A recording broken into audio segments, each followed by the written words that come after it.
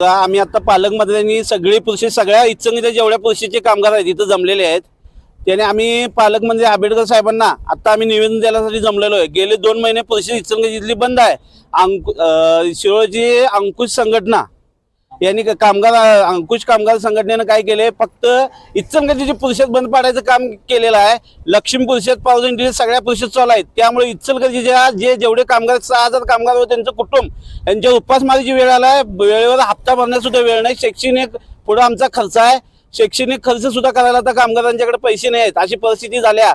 सगळे कामगार वर्ग असून दे किंवा हमाल लोक असून द्यात, या सगळ्यांच्यावर आर्थिक संकट ओढवलं आहे। पुढे त्यांच्या मुलाबाळांचा शैक्षणिक खर्चाचा प्रश्न मोठा उद्भवला आहे, त्यामुळे कामगार हातबल झालेले आहेत। वेळोवेळी आम्ही मोर्चा काढून प्रांत कार्यालयाला आम्ही शासनाला सांगायचा प्रयत्न केला आमच्या होता, तरी सुद्धा अंकुश संघटना आमच्या कामगारांच्यावर 300 आणि 500 रुपये जमलेले हे कामगार असा आमच्यावर आरोप केलेला आहे आणि खोटं नाटक हे करून आमच्या गाड्याचा हवा सोडल्या, तोडफोड केल्या। पोलीस प्रशासन समोर असून सुद्धा त्यांनी कामगारांवर खोटा आरोप केलेला आहे, यांचा आम्ही जाहीर निषेध करतो।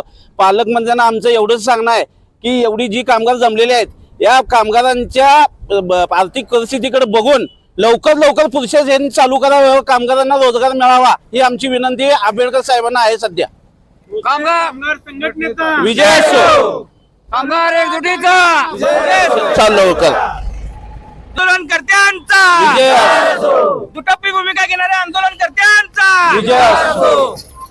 अंकुशवाल्याने आमचे प्रोसेस उद्योग बंद पाडून सर्व कामगारांच्यावर उपासमारीची वेळ आणलेली आहे। त्याकरता आम्ही हे निवेदन माननीय मंत्री साहेब प्रकाश आंबेडकर साहेब यांना देण्यासाठी इथं थांबलेलो आहोत। तर त्यांनी आमच्या निवेदनाचा विचार करून ताबडतोब प्रोसेस चालू करण्यासाठी परवानगी द्यावी एवढीच आमची विनंती आहे। कामगार एकजुटीचा विजय असो। धिक्कार असो। बंद प्रोसेस चालू करा, चालू करा, बंद प्रोसेस चालू करा, चालू करा, चालू करा, बंद प्रोसेस चालू करा।